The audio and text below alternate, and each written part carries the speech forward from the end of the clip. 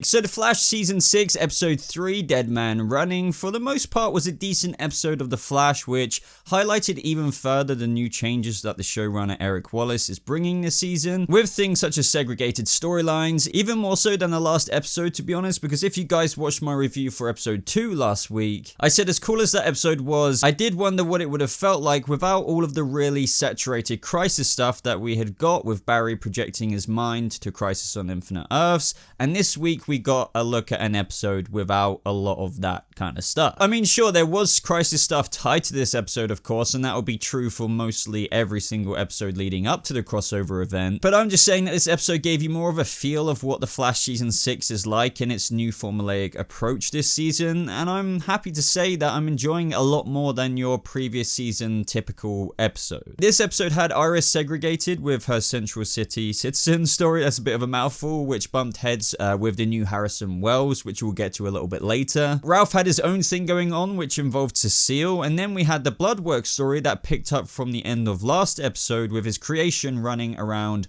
looking for dark matter, which also tied in the Killer Frost side of things. So as I said, a much more broken up approach to characters this season, which really does seem to make a typical plot, for example, with the Ralph storyline this episode, which I'm not saying was bad, by the way, but nevertheless, it makes those kind of plots feel a lot more engaging as it's chopped up amongst many other things within an episode. So as always, speedsters, be sure to go ahead and like this video if you only do go on to enjoy it. I just really would appreciate the support on the content, and for those of you who are watching Arrow, my Arrow review will be up a few hours like last week's review after this one, as it's kind of hard tackling both reviews in one day now that they both air on the same night. But yeah, keep an eye out for the channel for my Arrow Season 8 Episode 2 review, but let's get into The Flash Season 6 Episode 3 review. So let's first talk about the Bloodwork storyline this episode, which really had the rocket thrusters attached to it this episode, and what I mean by that is, while at the same time not massively progressing into like an evolutionary stance for the storyline, I mean, it's not like Barry and Iris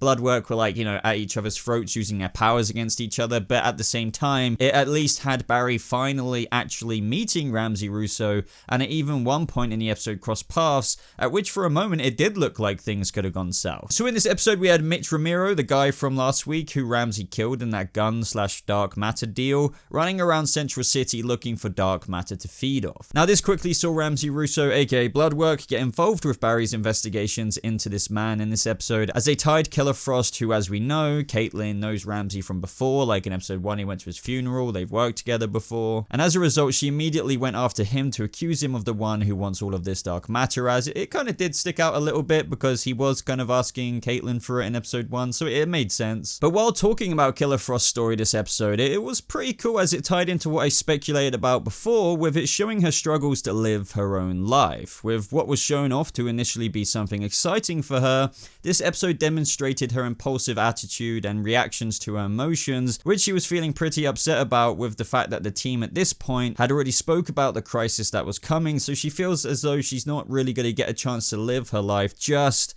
as she started, you know, to live it, as Caitlin gave her permission to be a lot more in her Killer Frost persona from here on out. This was shown through moments in the episode like when Killer Frost blasted Mitch Romero out the window, which goes completely against Barry's rulebook, as there is kind of no way that she would have known that he would have got up off the street and walked away, which is pretty bad arguably, because he literally might have, at this point I didn't know he was actually dead already, but you kind of get what I mean. So yeah, pretty bad of Killer Frost if you think about it. And the moment I was talking about a second ago where it looked as though things could have got off to a rough start between Barry and Ramsey Russo was when he started stealing the dark matter in Star Labs, in which, you know, Barry caught him red-handed. Now obviously this season has a much more direct approach to the plot and wants less filler, so if things did go south here, because, you know, Ramsey was just like, I have nothing left to lose or whatever, things would have felt a bit premature, despite how things are accelerating this season compared to previous seasons. Either way, for now, things between Barry and Ramsey resolved, and he helped team up with Barry in order to stop his creation, but at this point it's also important to remember that literally no one else other than Bloodwork himself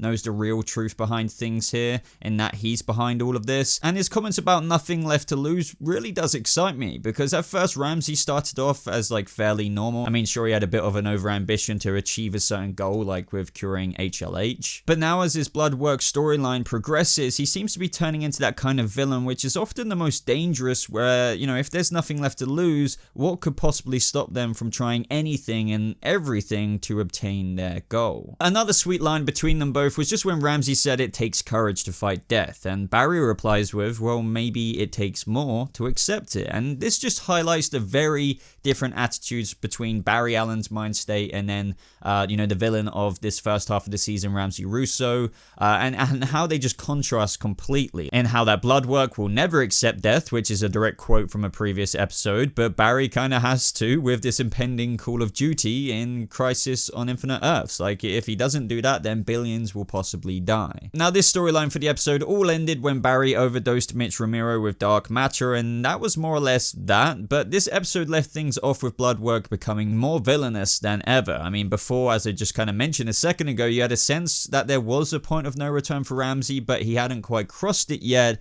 but now he's crossed that with his human trials that he conducted on himself and what he believed to be a cure for HLH, but after taking it, he had this menacing look on his face that left him saying he needs more. So I feel like we're going to see a more unhinged and irrational Ramsay Russo, aka Bloodwork, more than ever as the episodes unfold now. As for the other segregated storylines this episode, I feel as though if they were handled differently, maybe I would have felt differently too, and in a bad way, but because the way The Flash is structuring their episodes this season, with this episode being a great example, it didn't feel like an overdose of filler to me, and I wouldn't even say it wasn't even totally filler, as it felt relevant for the character's backstory and development. So mainly what I'm on about here is the Ralph segment. These segments in the episode saw Ralph's mother return to town, who had been accused of committing a crime, which eventually led to Ralph finding out about this kind of weird revelation in the episode that his mother had been lying about every previous boyfriend having died, because she couldn't really take seeing Ralph's face again and again after the first time she told him that his dad had walked away without even saying goodbye. Now, as fillery as this does kind of sound for a Flash episode, especially when I'm kind of saying this out loud, it was still what I found a nice jumping point for Ralph this season, in where I also thought that Hartley Sawyer, especially towards the end, had good acting chops. Like, he definitely was really in his element in this episode with his mother. But what I mean by the jumping point is that it took the final plunge with Ralph saying that neither one of us have been open to love since Dad left, and keeping that closed off means that we're not open to the joy that love could bring. And then his mother says that Ralph needs to go find that. So what I'm ultimately trying to say here is that this is foreshadowing Ralph connecting with Sue Dearborn this season, and how we've seen before that Ralph isn't really open to love, but he could very well now be springboarded into it, and this was a nice way for this season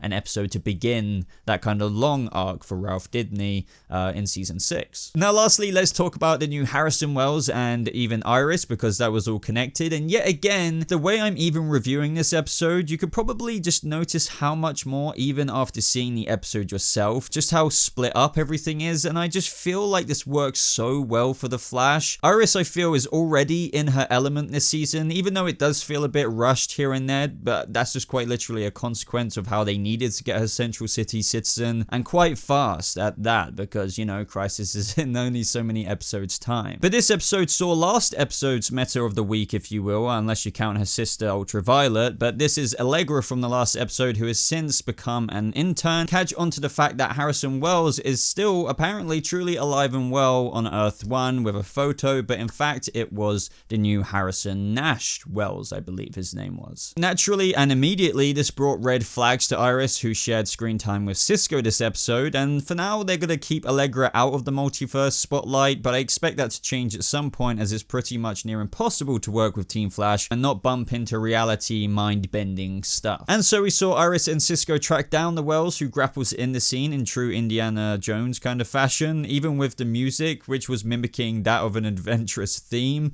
I love how he pulled out this kind of philosopher's looking stone when pinning Cisco up against the wall, but the main gist here is, even though ultimately as short as Tom Cavanaugh's new Wells' scenes were in this episode, it was yet another thing that without it, this episode would have probably felt quite a bit more dull. And what I'm trying to say there is that it was definitely the bow and ribbon on the episode that completed the sliced up and segregated feel that also left me intrigued and wanting more from this specific storyline, as we learned that he's scanning and after an artifact that contains particles of Eternium on Earth 1. Now, this is more or less all we learned as well, with the closing moment of the episode looking at Harrison Nash Wells stumbling across a manhole in the middle of the road, having tracked which I can only assume to be the the Eternium here, and I believe that this links to that moment in the Flash Season 6's trailers where we see him looking down as though he's underground. I mean, perhaps this could be related. I mean, let me know if you thought this as well. Bottom line though, guys, I love Tom Cavanagh, and from what I've heard about his role in this new Worlds, it's more Tom Cavanagh than ever and suits him more than ever, so I'm just happy and excited. And as I said, with these kind of multiple different storylines going on this episode with this just shone an example of what Eric Wallace is trying to do with the Flash Season 6, and let me know if you're really enjoying this approach as well,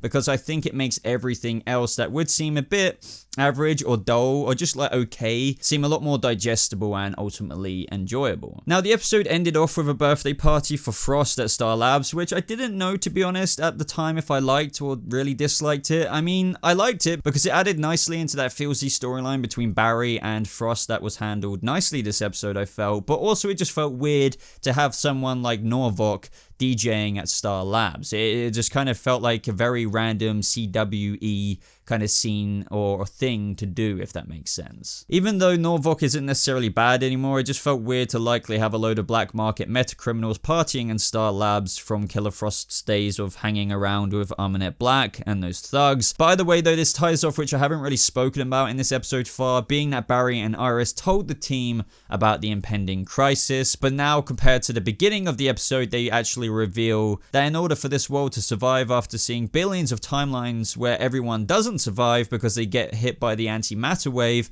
Barry does indeed need to die for, you know, everyone to live. But I thought it was a nice way to end this episode because now I'm really looking forward to Team Flash, mainly people like Cisco, who would just be adamant on coming up with a crafty way to save Barry. Even though Barry will still want people to accept it, it's still going to open those interesting doors for a way that Team Flash won't let their Scarlet Speedster go without at least giving a real good fight against Destiny. And that kind of wrapped up this episode, guys, so I thought it was like a more or less solid episode of what Season 6 is going to be, especially after Crisis on Infinite Earths. I did mention in my last review that it is interesting to ponder that after Crisis is over, is it going to go back to that kind of same,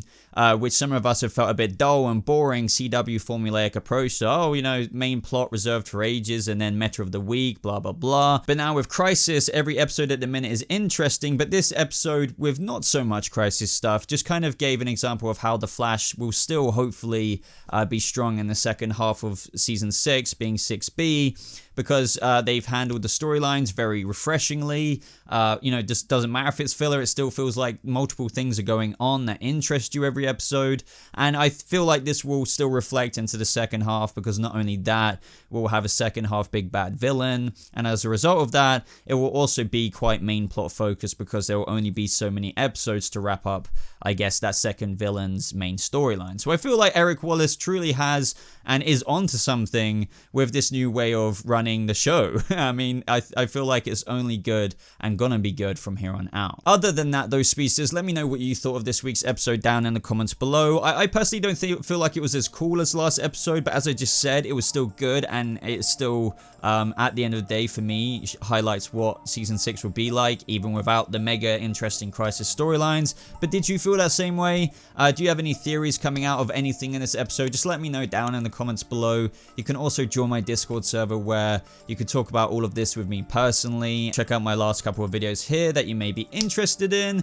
But that is absolutely everything, so thank you so much for watching, guys. Keep an eye out for my Arrow Season 8 Episode 2 review. That should be up in a couple of hours time from this video uploading. But I'll see you speedsters in the next video. Goodbye.